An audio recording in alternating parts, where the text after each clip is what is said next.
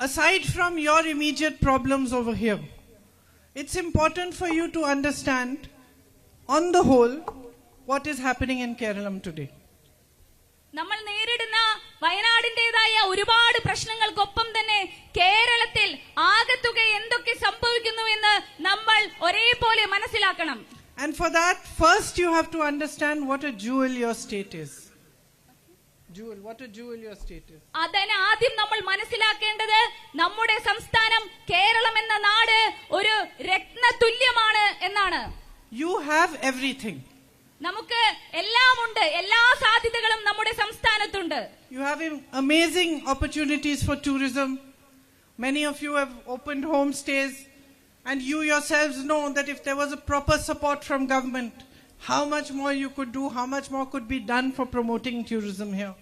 ഈ നാടിന്റെ വിനോദസഞ്ചാര ടൂറിസം സാധ്യതകളെ കുറിച്ച് എല്ലാവർക്കും അറിയാം. സംസ്ഥാന സർക്കാരിൽ നിന്ന് കൃത്യമായ ഒരു പിന്തുണയുണ്ടെങ്കിൽ എത്രമാത്രം മനോഹരമായി, എത്രമാത്രം മെച്ചപ്പെട്ട രീതിയിലാണ് നമുക്ക് നമ്മുടെ ടൂറിസം സാധ്യതകൾ ഉപയോഗപ്പെടുത്താൻ സാധിക്കുക. You have an agricultural sector in which you grow the most beautiful spices, fruit, paddy, everything possible. And yet, most farmers I meet tell me that they cannot make their ends meet anymore. That the government simply does not give them enough support to be able to earn a good living from farming. നമുക്കറിയാം നമ്മുടെ കാർഷിക മേഖല എത്ര സമ്പന്നമാണെന്ന്. നെൽകൃഷിയായാലും സുഗന്ധവ്യഞ്ജനങ്ങളായാലും പച്ചക്കറി പഴവിഭവങ്ങൾ അങ്ങനെ എല്ലാം കൊണ്ട് സമ്പന്നമായ ഒരു കാർഷിക മേഖലയുള്ളതാണ് നമ്മുടെ നാട്. എന്നാൽ കഠിനാധ്വാനം ചെയ്യുന്ന കർഷകർ പറയുന്നത് കൃത്യമായിട്ടുള്ള ഒരു പിന്തുണ, ഒരു കൈത്താങ്ങ് സർക്കാരിന്റെ ഭരണകൂടത്തിന്റെ ഭാഗത്തു നിന്ന് ലഭിക്കാത്തത് കൊണ്ട് അവർക്ക് അവരുടെ ജീവിത ചെലവുകൾ രണ്ടറ്റം കൂട്ടിമുട്ടിക്കാൻ സാധിക്കാത്ത അവസ്ഥയാണെന്ന്. You have one of the best coffees in the world. It has international acclaim, and yet enough support is not given to coffee farmers.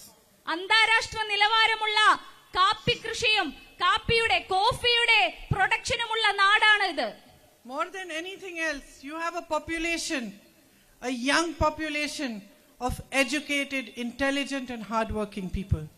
എല്ലാത്തിലും അപ്പുറം വിദ്യാസമ്പന്നരായ മിടുക്കരായ ഒരു വലിയ യുവനിര, യുവസമ്പത്ത് നമ്മുടെ നാടിനുണ്ട്. And in many ways this is the greatest asset of Kerala. This is people. അങ്ങനെ പല ഘടകങ്ങൾ പരിശോധിക്കുമ്പോൾ ഇതെല്ലാം കേരളത്തെ മുന്നോട്ട് നയിക്കുന്ന ഘടകങ്ങളാണ്. And for us in the opposition, because we see your problems at such a deep level, it really is a tragedy that along with everything we see the resources the state has, we see the problems you have, and what we see is wasted opportunities one after the other. സങ്കടകരമായ ഒരു കാര്യം എന്ന് പറയുന്നത് ഏറ്റവും അടുത്ത് നിന്നുകൊണ്ട് നിങ്ങളുടെ ജനപ്രതിനിധിയായി ഈ നാടിന്റെ സാധ്യതകളെ, വിഭവ സമ്പത്തിനെ കാണുകയും മറുവശത്ത് അത് ഉപയോഗപ്രദമായി, അത് മാന്യമായി നല്ല രീതിയിൽ ഉപയോഗപ്പെടുത്തി മനുഷ്യരെ മുന്നോട്ട് നയിക്കാൻ പറ്റാത്ത ഒരു അവസ്ഥയും നമ്മൾ നേരിട്ട് കണ്ടുകൊണ്ടിരിക്കുകയാണ്. The state is in debt. Unemployment is at its highest possible. നമ്മുടെ സംസ്ഥാനം കടബാധ്യതയിൽ മുങ്ങി നിൽക്കുന്നു. അതോടൊപ്പം തൊഴിലില്ലായ്മ സംസ്ഥാനത്തെ ഏറ്റവും പ്രധാനപ്പെട്ട വിഷയമായിരിക്കുന്നു. You face corruption at every step. ഓരോ ചുവടുവെപ്പിലും സർക്കാരിന്റെ ഓരോ മുന്നേറ്റത്തിലും നമുക്ക് കാണാൻ സാധിക്കുന്നത് അഴിമതിയുടെ കൂമ്പാരമാണ്.